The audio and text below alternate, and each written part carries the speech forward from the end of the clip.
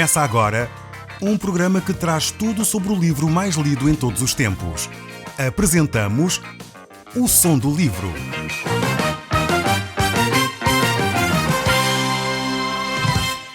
Seja muito bem-vindo. Neste podcast vai encontrar o livro mais conhecido e lido em todo o mundo. Vamos levá-lo numa viagem pela história da humanidade. Este é um audiolivro para si, para a sua família e sociedade em geral. Contextualização e comentários de Paulo Chaveiro. Nós estamos a olhar para o capítulo 8 do livro de Levítico. Nós já passámos por estes capítulos todos, temos estado a ver a importância dos sacrifícios. Mas hoje eu gostaria de chamar a sua atenção, não tanto para os sacrifícios, mas para a vida dos sacerdotes. Como é que estes homens deveriam ser? Quais as formas que eles deveriam ter para oficiar, então, estes sacrifícios? Então iremos dirigir a nossa atenção para a pessoa do sacerdote e não tanto para os sacrifícios ou para o ofício do sacerdote. Isto é, vamos olhar para a vida destes homens. Temos falado muito a respeito dos sacrifícios, já falámos tanto e certamente você está lembrado a importância como eles apontam para a pessoa de Jesus Cristo, para a obra de Jesus Cristo. Mas agora vamos falar a respeito destas pessoas, como é que elas deveriam ser. Muitas vezes ouvimos pessoas falarem, líderes falarem e dizerem que, enfim, podem quase viver uma vida diferente dos ensinos que dão. Eu creio sinceramente pela Bíblia, por aquilo que eu entendo das Escrituras, que não pode ser assim.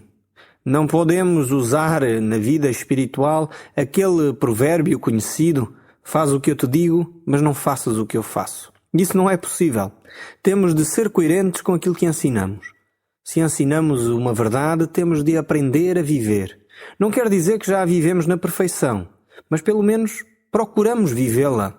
Procuramos aplicá-la na nossa vida. Eu creio sinceramente que se nós vivêssemos mais os ensinos que a Bíblia tem, certamente a nossa sociedade seria bem diferente. Então é por essa razão que nós aqui vamos olhar para a vida destes homens. Vamos ver que tipo de vida eles deveriam ter, quais eram as características que eles deveriam ter como sacerdotes. Vamos deixar então este altar de sacrifícios e vamos olhar para estas pessoas. Vamos colocar a nossa atenção na vida destes homens. Recordo eu que este altar de bronze que se encontrava no tabernáculo, ele era onde Deus tratava das questões ligadas com os pecados destes homens. Eles deveriam se purificar nesse altar de bronze. Era, digamos assim, uma grande bacia cheia de água, onde os sacerdotes deveriam banhar antes de fazerem as ofertas, antes de fazerem os sacrifícios. Isto não quer dizer que cada um de nós, depois de ter uma relação com Deus, deixamos de pecar. Ou melhor, esta imagem aqui da pia de bronze mostra exatamente que mesmo sendo sacerdotes, mesmo sendo pessoas que têm um relacionamento com Deus, continuamos a pecar. Continuamos a necessitar de Deus para nos purificar. Por isso, Deus providenciou este elemento no culto, digamos assim, no tempo em que estes sacerdotes deveriam ministrar. Eles deveriam limpar-se, deveriam lavar-se e então assim estariam prontos para servir. Hoje em dia, nós diferimos do povo judeu e destes tempos bíblicos por causa da pessoa de Jesus Cristo. Já não necessitamos mais de uma bacia de água para tipificar ou para mostrar ou para ilustrar que somos puros, que precisamos de purificação. Em vez disso, nós temos o sangue de Jesus Cristo, que foi derramado em nosso lugar. Foi derramado naquela cruz para que nós pudéssemos ser purificados dos nossos pecados. Em Israel, eles tinham um sumo sacerdote. Este sumo sacerdote intercedia pelo povo.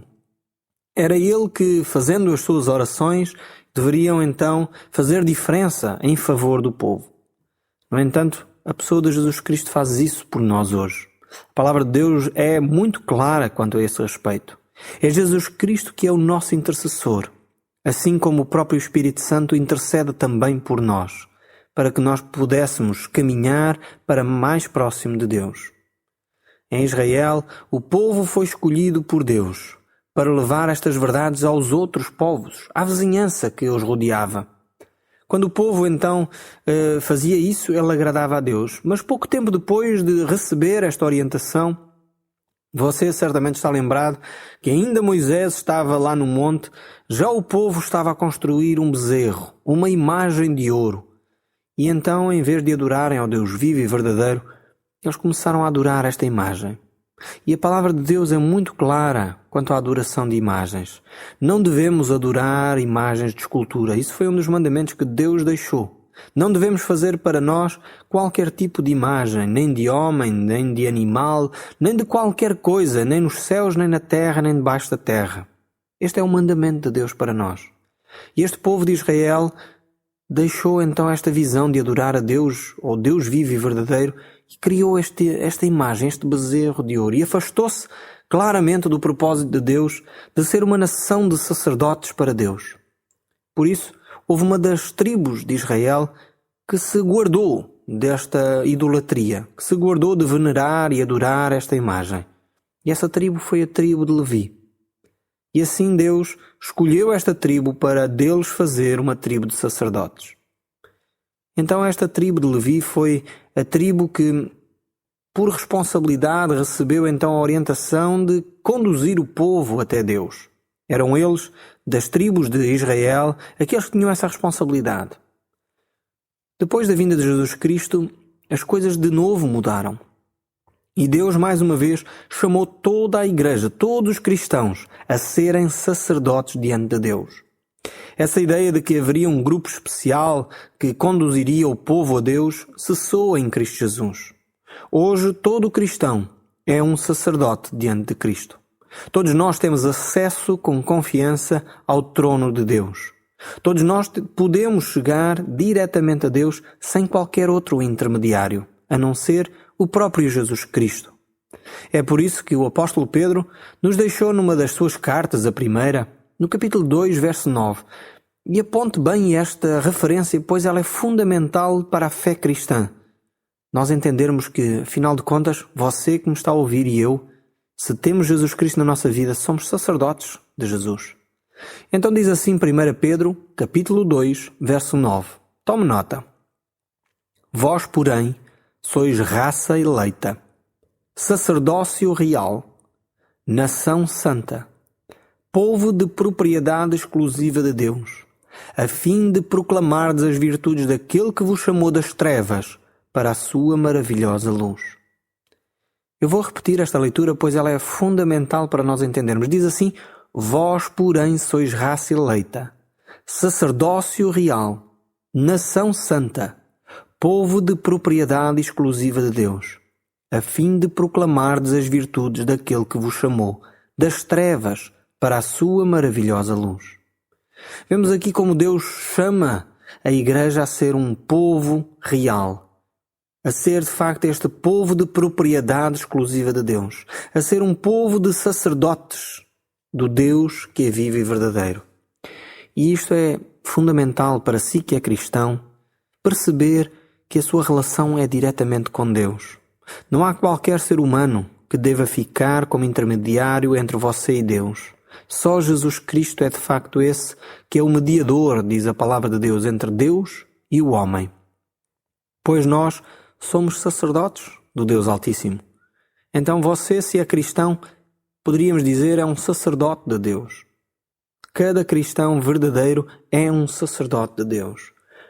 Os cristãos têm o próprio Cristo como o supremo sumo sacerdote. E eu creio que no futuro, aí sim, a nação de Israel vai ter um papel diferente de novo. A igreja já não terá este papel, irá ser retirada do mundo e então aí sim a nação de Israel voltará a ter um papel preponderante. Um papel de sacerdócio de novo para as outras nações. Mas isso será certamente no futuro. Agora é que cada cristão é um sacerdote de Deus. O livro de Hebreus, capítulo 8, verso 1 e 2 diz assim: ora, o ponto principal do que estamos a dizer consiste nisto. Temos um sumo sacerdote, precisamente assim que está nos céus, à direita do trono de Deus. E é assim que ele exerce a função de sacerdote, no santuário verdadeiro, que foi feito pelo Senhor e não pelos homens. E ainda no livro do Apocalipse, no capítulo 5, verso 9, diz assim: Tu és digno de receber o livro e de quebrar os selos, porque foste morto e com a tua morte conquistaste para Deus gente de todas as tribos e de todas as línguas, e de todos os povos e de todas as nações. Fizeste deles reis e sacerdotes para servirem ao nosso Deus, e eles hão de reinar sobre a terra. Vemos aqui como esta mensagem de que cada cristão é um sacerdote se mantém bem presente nestes textos, mas também se mantém bem presente que Jesus Cristo, Ele sim, é o sumo sacerdote. O livro de Hebreus ainda, no capítulo 5, diz assim: todo o sumo sacerdote é escolhido de entre os homens e nomeado para servir a Deus em favor deles. A sua missão é apresentar-lhes ofertas e sacrifícios pelos pecados. Como ele próprio tem muitas fraquezas, está em condição de ter paciência com os ignorantes e com os que cometem erros. Podemos ver que este sacerdote era um homem que representava então o povo diante de Deus e que se colocava ao lado de Deus a favor do homem. O sacerdote é um homem que leva a Deus os que estão interessados em conhecer melhor a Deus e aqueles que estão necessitados. O sacerdócio na Bíblia não tem nenhuma relação com qualquer ordem de sacerdotes que já existe no mundo. Nós podemos olhar para Jesus e ver que Jesus Cristo tipifica exatamente estes sacerdotes do Velho Testamento.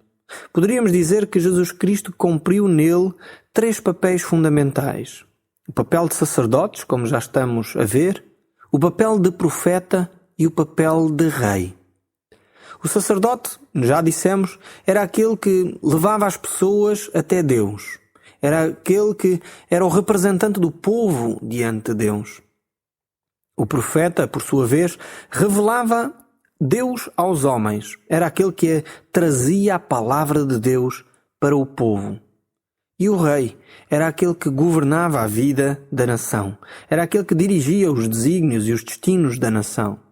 Então Jesus Cristo cumpriu integralmente estes 3 papéis: sacerdote, profeta e rei.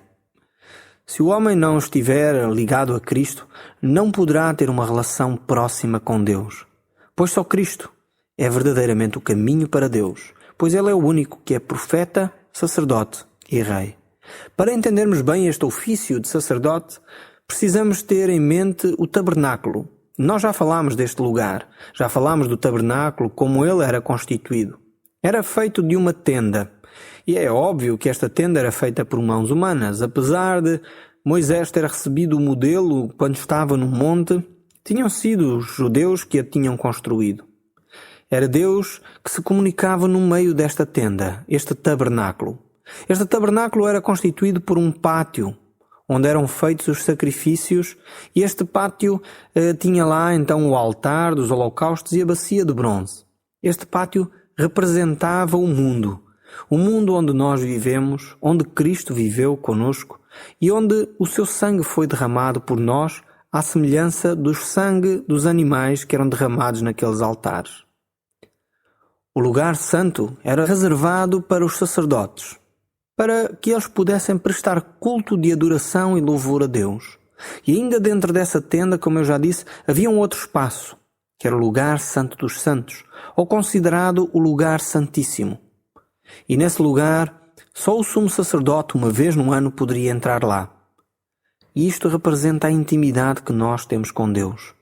Este lugar secreto e individual, onde nós podemos ter comunhão com Deus. Nós hoje só podemos ter essa comunhão através da pessoa de Jesus Cristo. Quando Jesus morreu na cruz, e nós já falámos disto quando falámos do Evangelho de São Marcos, o véu que separava este lugar santo do lugar santo dos santos foi rasgado de alto a baixo. E isto mostra que o nosso tempo de adoração e comunhão e a nossa intimidade com Deus só é possível através da pessoa de Jesus Cristo. Temos acesso agora a esse lugar íntimo. Antes só o sumo sacerdote tinha lugar para poder entrar. Agora todos nós temos acesso com confiança. Todos aqueles sacerdotes que adoravam a Deus no lugar santo agora podem entrar no lugar santo dos santos, por causa do sangue de Jesus. Agora a intercessão é feita por Jesus Cristo. É Jesus que intercede por nós, não mais um sacerdote, não mais um sumo sacerdote ou qualquer outro religioso. É verdade que podemos orar uns pelos outros, não estou a dizer que não podemos. Podemos e devemos orar uns pelos outros, mas há um papel importantíssimo, que é o papel de Jesus como grande intercessor, aquele único que pode de facto fazer toda a diferença na sua e na minha vida. É Cristo que tem esse papel. O livro de Hebreus, no capítulo 4, verso 14, diz: uma vez que temos um sumo sacerdote tão importante, Jesus, o Filho de Deus, que chegou até à presença do próprio Deus, estejamos firmes na nossa fé. O sacerdócio presente é muito mais perfeito do que aqueles sacerdotes do passado. Estes sacerdotes daqui do livro de Levítico falhavam, não eram sacerdotes perfeitos. Só Cristo é de facto este sacerdote único e perfeito.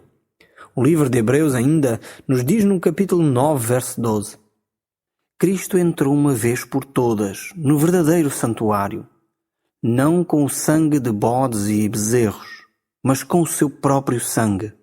Foi deste modo que Ele nos libertou para sempre dos nossos pecados. Ora, o sangue de bodes e de touros e a cinza de bezerros queimados, derramados sobre o ritual e sobre as pessoas que tinham pecados, fazem com que essas pessoas se considerem purificadas diante dos homens. Quanto maior poder há de ter então o sangue de Cristo? É que Ele, conduzido pelo Espírito de Deus, ofereceu-se a si mesmo como vítima, sem defeito. O seu sangue purifica-nos a consciência do pecado que leva à morte, a fim de podermos servir o Deus vivo. Este é o trabalho de Jesus Cristo. Foi exatamente isto que Jesus Cristo fez por cada um de nós. Em Levítico capítulo 8, verso 1 e 2, diz assim o texto bíblico: O Senhor disse a Moisés: Manda ir Arão e seus filhos à entrada da tenda do encontro e leva contigo as vestes sacerdotais e o óleo da consagração, o touro para o sacrifício pelos pecados e 2 carneiros e o cesto dos pães sem fermento. Deus ordena a Moisés que consagre Arão e seus filhos para o serviço de sacerdotes. Eles deveriam viver completamente envolvidos neste trabalho. Muitos pensam que ser cristão se resume muitas vezes em ir à igreja. Talvez acender de vez em quando uma velinha, uma coisa assim do género. Mas não. Ser cristão é muito mais do que isto. Ser cristão é ter uma vida permanentemente consagrada a Deus.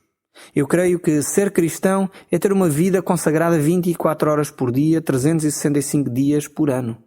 Nós não podemos ser cristãos uns dias e outros dias não ser. Não podemos ser cristãos quando vamos à igreja e no trabalho não ser. Ou somos cristãos de facto ou não somos. Ou vivemos em concordância com os ensinos de Cristo ou não vivemos. Era exatamente este o desafio aqui para Arão e para os seus filhos. Nós já falamos que no fundo ser sacerdote era algo que era restrito à tribo de Levi e agora iam ser consagrados Arão e os seus descendentes, mas isso na igreja cristã, todos aqueles que são cristãos são sacerdotes de Deus. Então é um ofício 24 horas. Não depende tanto se você trabalha na igreja ou fora da igreja, não tem a ver com isso. Onde você está é sacerdote de Deus. O trabalho que você desempenha deve ser para Deus e não para os homens, independentemente da área. Se há os negócios, se é um trabalho mais simples, se é um trabalho doméstico, seja qual for a área de trabalho, você deve fazê-lo para Deus, pois é um sacerdote de Deus. No verso que lemos anteriormente, Deus ordenou a Moisés que trouxesse Arão e os seus filhos e todos os artigos que são usados e os consagrasse, os dedicasse exclusivamente para aquele serviço. No verso 4 continua a dizer: Moisés fez o que o Senhor lhe tinha ordenado. Convocou a Assembleia à entrada da tenda do encontro e comunicou à Assembleia aquilo que o Senhor lhe tinha mandado fazer. Então vemos aqui Moisés a agir para consagrar a sua família, Arão e os seus descendentes, para este serviço solene. Verso 6. Depois pediu a Arão e aos seus filhos que se aproximassem e mandou-os tomar banho ritual. Vemos aqui estes sacerdotes mostrando que precisam ser puros, que precisam ser limpos para servir a Deus. E isto fala-nos da nossa vida. Nós não podemos servir a Deus de qualquer forma. Às vezes as pessoas pensam que podem servir a Deus de qualquer maneira, mas não pode ser. Temos de estar limpos, temos de ser puros para poder servir a Deus. É por isso que a primeira carta de João, no capítulo 1, verso 9 diz: mas se confessarmos os nossos pecados, Deus é fiel e bondoso e há de perdoar-nos os pecados e purificar-nos de todo o mal. Para nós servirmos a Deus, temos de estar purificados de todo o mal. O verso 7 de Levítico continua a dizer: depois vestiu-o com uma túnica sacerdotal, segurou-lhes com a cinto, cobriu-os com um manto e colocou por cima a insígnia do oráculo, segurando-a por detrás com o cordão. Estas vestes de Arão eram vestes que tinham sido minuciosamente preparadas. Os sacerdotes tinham umas vestes próprias para poder servir a Deus. Eles não deveriam se vestir de qualquer forma, deveriam ter cuidado com a sua aparência. O verso 8 continua a dizer: colocou-lhe ao peito o peitoral e pôs nele o urim e o tumim.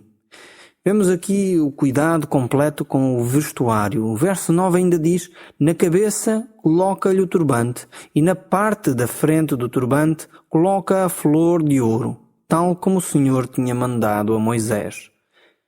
E o verso 10 diz ainda: Moisés agarrou no óleo da consagração e consagrou a morada santa e tudo o que nela havia, e tudo ficou consagrado a Deus. Salpicou o altar 7 vezes com o óleo e consagrou-o com todos os seus utensílios, bem como a bacia para as purificações e a sua base, ficando tudo consagrado a Deus. Depois derramou o óleo da consagração sobre a cabeça de Arão e ele ficou consagrado a Deus. Vemos como é importante esta dedicação completa a Deus. Todos estes utensílios eram dedicados a Deus. Eles falam-nos da nossa entrega a Deus. Este óleo derramado sobre Arão fala-nos como ele estava dedicado a Deus e ao mesmo tempo como ele era um homem ungido por Deus para aquela tarefa. Muitas vezes este óleo é sinônimo ou é indicado como sendo símbolo do Espírito Santo. Cada um de nós, para poder agir, para poder servir a Deus, tem de ter recebido este mesmo Espírito. Tem de poder estar conduzido pelo Espírito de Deus. De outra forma, estaremos inúteis para servir a Deus. Nós no próximo programa iremos continuar a olhar para estes textos bíblicos e para a importância de uma vida santa, de uma vida dedicada a Deus. O Som do Livro, uma produção da Rádio Transmundial de Portugal.